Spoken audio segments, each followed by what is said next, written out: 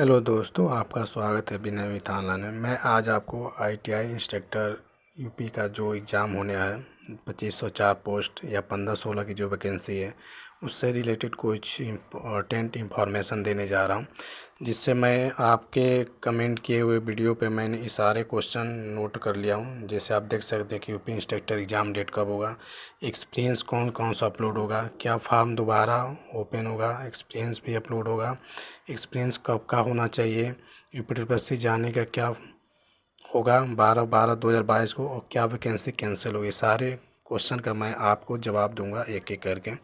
तो सबसे पहले मैं आपको बता दूं कि यहाँ पर जो आप देख रहे हैं पहला क्वेश्चन आपका लिखा हुआ है, ये सब आपका कमेंट किया हुआ क्वेश्चन है, इसलिए मैंने सोचा इस पे एक वीडियो बना दूं। तो आप लोग देख सकते हैं कि यहाँ पे लिखा है UP ITI instructor exam date कब तक। तो दोस्तों, जैसा कि आप लोग जानते हैं कि एग्ज़ाम होने से पहले आपका इस पे डॉक्यूमेंट्स अपलोड होना है, जिससे रिलेटेड वर्क यूपीट्रिपल कर रही है, जिसको एनआईसी के थ्रू कराया जाना है। और यहाँ तक कि पिछली बार जब हम लोग 21 को गए थे यूपीट्रिपल तो वहाँ पे सचिव जी के द्वारा यही बोला गया था कि आपको 10 दिसंबर तक वेट करिए, इससे इंफॉर्मेशन इसके रिलेटेड कुछ आपको दिया जाएगा। बट अभी तक ऐसा कुछ नहीं हुआ है, और आपको पता भी है कि आज 8 दिसंबर हो गया है। पर्सनली अभी मैं यूपीट्रिपल से मैंने एक ग्रीवेंस डाला था, जिस मेरे पास रिप्लाई आया है। उस रिप्लाई के अकॉर्डिंग मैं बता दूं कि बोला गया है कि 10 दिसंबर ना होकर इस लास्ट दिसंबर तक आपको वेट करना पड़ सकता है। मे भी चांस है कि लास्ट दिसंबर तक इसका कोई अपडेट आ जाए। तो जैसा कि मैं आपको बता दूं कि अगर दिसंबर लास्ट तक भी इसका डेट आ जाता है तो मान के चलिए आपका जो एग्ज़ाम है वो फरवरी मार्च तक होने की संभावना है।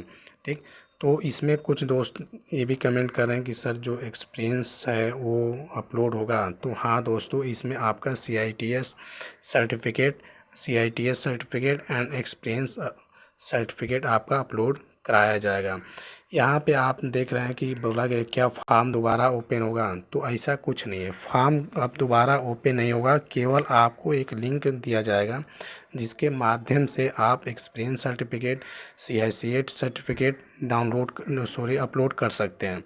इसके लिए ऐसा आप न सोचें कि इस फॉर्म को दोबारा से रीओपन किया जाएगा जिसमें नए बच्चे पुराने बच्चे सभी बच्चे फॉर्म अप्लाई करें, तो ऐसा बिल्कुल नहीं होगा। ये आपका सोचना बिल्कुल गलत है। ऐसा कभी नहीं होता है कि फॉर्म बिल्कुल नए सिरे से इस तरीके से नहीं ओपन होगा, केवल आपसे डॉक्यूमेंट्स अपलोड करवाए जाएंगे। एक्सपीरियंस भी अपलोड होगा। यहाँ पे आप देख सकते हैं कि जैसा कि यहाँ पे 4 नंबर एक्सपीरियंस भी अपलोड होगा। तो हाँ दोस्तों, एक्सपीरियंस भी आपका अपलोड होगा और CITS भी अपलोड होगा। कुछ दोस्त इस चीज़ को लेकर बहुत ज़्यादा कन्फ्यूज होते हैं कि सर एक्सपीरियंस कब तक का होना चाहिए और एक्सपीरियंस पर क्या लिखा होना चाहिए। इस सब सवालों से काफ़ी बच्चे काफ़ी कन्फ्यूजन रहते हैं।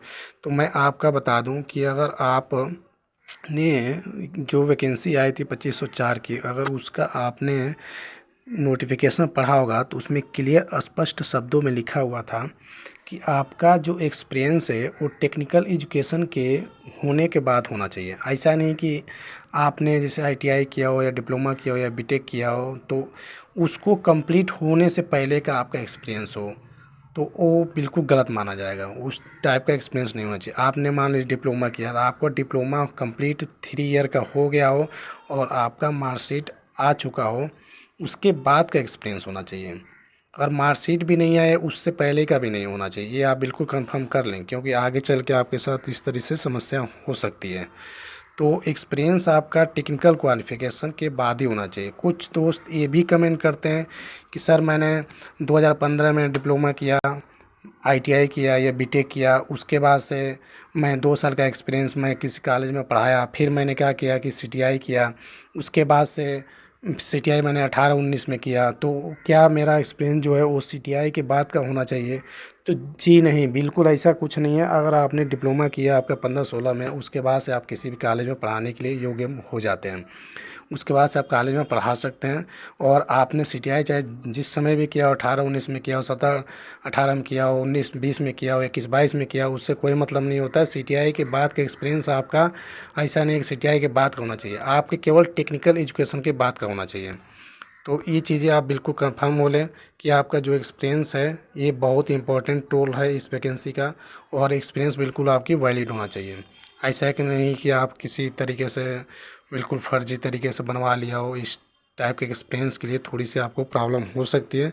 तो जैसे ही जहाँ से भी आप एक्सपीरियंस बनवाएं वहाँ पे कंफर्म बोलें, क्योंकि आपका पता होना चाहिए कि इस वैकेंसी में आपका सिलेक्शन होने के बाद आपकी एक्सपीरियंस का ये डॉक्यूमेंट्स वेरिफिकेशन करवाए जाते हैं।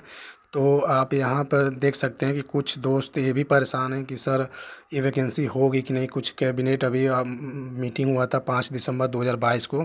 इसमें बताया गया था कि आपकी मंत्रिपरिषद पब्लिक यूनिवर्सिटी राजकीय एवं औद्योगिक परिषद संस्थान संचालित निजी संस्थानों से किए जाने के प्रस्तुत स्वीकृति प्रदान कर दी गई है। इसके तहत प्रथम चरण में 15 राजकीय और 16 राजकीय औद्योगिक प्रतिष्ठानों को किया जाएगा। तो दोस्तों ऐसा कुछ नहीं है, ये जो आपको पता होना चाहिए कि 15-16 में 40 नए ITI बनाए गए थे, जिसको चलाने के लिए अभी भी सरकार उसको अप्रूवल नहीं दे पाई है। उसको चलाने के लिए वो प्राइवेट कंपनियों को सौंप रही है, जिससे 40 जो नए ITI बनाए हैं उसको चलाने के लिए, ना कि टोटल पुराने ITI को प्राइवेट के हाथों में सौंपना इस तरह से नहीं होगा। कुछ लोग इस चीज़ से भ्रमित हो रहे हैं कि सर अब तो सब प्राइवेट हो गया, अब हमारा वैकेंसी नहीं होगा, हमारा एग्ज़ाम नहीं होगा। ऐसा कुछ नहीं है। आप देख सकते हैं कि इस टाइप की नोटिफिकेशन आपके रिक्वायरमेंट आने से पहले भी इस टाइप की नोटिफिकेशन दिया गया था कि हम 40 ITI जो नए भवन बने हैं उनको हम प्राइवेट पब्लिक पार्टनरशिप मॉडल पे चलाएंगे। तो इनको अभी तो कोई पब्लिक पार्टनरशिप के लिए तैयार भी नहीं हो रहा था। अभी कुछ समय पहले टाटा कंपनी जो है आगे आके इसमें पार्टिसिपेट किया है कि मैं इस कॉलेज को चलाऊंगा। तो इससे आप लोग बिल्कुल परेशान ना हो कि ये प्राइवेट हो जाएगा तो क्या होगा। ऐसा कुछ नहीं है, क्योंकि सरकार जो अपना भार मानता हूँ, जो राजस्व भार उसको कम करने चाह रही है, जिससे आउटसोर्सिंग और प्राइवेट पे करना चाह रहे हैं। लेकिन टोटल आपको पता होना चाहिए उत्तर प्रदेश में 309 ITI गवर्नमेंट है, तो सबको प्राइवेट नहीं किया जाएगा। जो 40 नए ITI बने हैं उनके लिए टेंडर दिया गया था। जो पुराने 150 ITI को उसको थोड़ा सा आधुनिक तरीके से बनाने के लिए बात की जा रही है, ना कि उसको टोटली प्राइवेटेशन करने का। तो यहाँ पे आप देख सकते हैं कि यही चीज़ है, और आपको ये चीज़ों से घबराना नहीं है। और ये देखिए मैं UPSC जो गया था वहाँ का ये है, हम लोग बात करने गए थे और 21 तारीख को। तो इसमें आप मैं बता दें। और हाँ दोस्तों एक चीज़ और है कि जहाँ पे ये आप देख सकते हैं कि कुछ लोग पूछते हैं कि क्या वैकेंसी कैंसिल होगी। तो ये वैकेंसी कैंसिल बिल्कुल नहीं होगी। आप इससे बिल्कुल निफिक्र रहिए, क्योंकि आपका एग्ज़ाम थोड़ा डिले ज़रूर हो रहा है, लेकिन इसका एग्ज़ाम ज़रूर होगा और ये वैकेंसी कैंसिल नहीं होगी, किसी कीमत पे नहीं होगी। इसके लिए मैं 110% गारंटी लेता हूँ, वैकेंसी कैंसिल नहीं होगी तो नहीं होगी। और एक है कि UPSC 12/12/2022 को जाने से क्या होगा। तो दोस्तों आप लोग समय निकाल कर 12 को आप लोग UPSC चलने के लिए जो योजना बनाए रहे तो उसमें अपना योगदान ज़रूर दें, क्योंकि जाने से वहाँ पे आयोग पे बहुत से दबाव पड़ता है और इस वैकेंसी को कराने में वो बिल्कुल तात्पर्य रहते हैं। 12 दिसंबर को UPSC पीका भवन चलें। ठीक, ओके दोस्तों।